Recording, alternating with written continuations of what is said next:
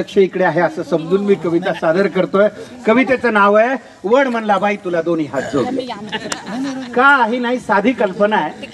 वडामधला आणि त्या बाई मधला तो संवाद आहे, बाकी दुसरं तिसरं काही नाही. एक बाई लगबगीनं पूजेसाठी आली. एक बाई लगबगीनं पूजेसाठी आली. भक्तिभावाने वडाला चक्रा मारू लागली. भक्तिभावाने वडाला चक्रा मारू लागली. वड देवा पूजा पदरात घे. वड देवा पूजा पदरात घे. जन्मोजन्मी पुन्हा मला हाच पती दे. जन्मोजन्मी पुन्हा मला हाच पती दे. आश्चर्याने वडाने विचारलं, हाच पती पाहिजे? आश्चर्याने वडाने विचारलं, हाच पती पाहिजे? काही म्हण बाई तुला खरंच मानलं पाहिजे. काही म्हण बाई तुला खरंच मानलं पाहिजे. त्याच्यावरती बाई काय म्हणाली, काय करणार वड दादा, खूप विचार केला. काय करणार वड दादा, खूप विचार केला. हाच नवरा राहू दे म्हणून आतून आवाज आला. हाच नवरा राहू दे म्हणून आतून आवाज आला. त्याच्यावर तो वड म्हणायला, एवढे दुर्गुण असून सुद्धा याचीच निवड केली. एवढे दुर्गुण असून सुद्धा याचीच निवड केली. म्हणून माय मला तुझी फारच दया आली. म्हणून माय मला तुझी फारच दया आली. त्याच्यावरती बाई काय म्हणली, त्याच्यावरती बाई म्हणते, वड देवा तसं काहीच नाही. वड देवा तसं काहीच नाही. असं नाही की आमचं बिलकुलच पटत नाही. असं नाही की आमचं बिलकुलच पटत नाही.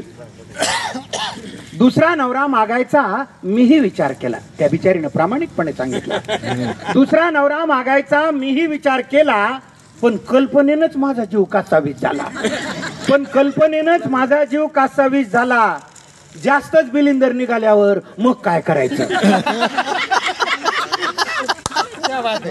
जास्तच बिलिंदर निघाल्यावर मग काय करायचं? म्हणून म्हणलं याच्यासाठीच वडाभोवती फिरायचं. म्हणून म्हणलं याच्यासाठीच वडाभोवती फिरायचं. तुम्हाला तर माहिती आहे देवा, मी काही कमी नाही. तुम्हाला तर माहिती आहे देवा, मी काही कमी नाही. बिचाऱ्याच्या डोक्याला केस सुद्धा ठेवला नाही. बिचाऱ्याच्या डोक्याला केस सुद्धा ठेवला नाही. अधून मधून गुरगुर करत, मी थोडंच ऐकते. अधून मधून गुरगुर करत. म्हणजे पहा, या ओळीला पुरुष रसिक सुद्धा दाद देतात. म्हणजे याच्यापेक्षा स्वच्छ मनाची माणसं असू शकतात का? अधून मधून गुरगुर करत, मी थोडंच ऐकते. एका कानानं ऐकून दुसऱ्यानं सोडून देते. एका कानानं ऐकून दुसऱ्यानं सोडून देते. माझी आई मला म्हणली, नवरा बदलायचा नाही.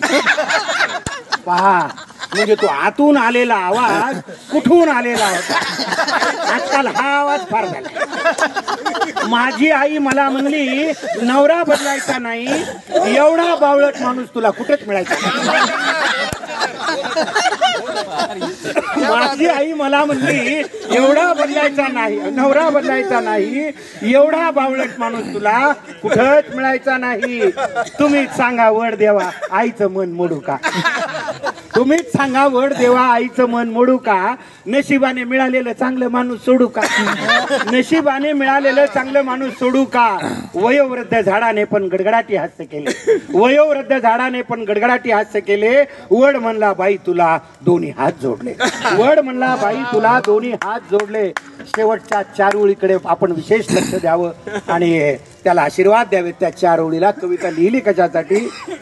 शेवटी वड काय म्हणतोय, न विसरता दरवर्षी पूजेसाठी येत जा. न विसरता दरवर्षी पूजेसाठी येत जा. झाडांसाठी आयुष्यातला थोडा वेळ देत जा. झाडांसाठी आयुष्यातला थोडा वेळ देत जा. धन्यवाद.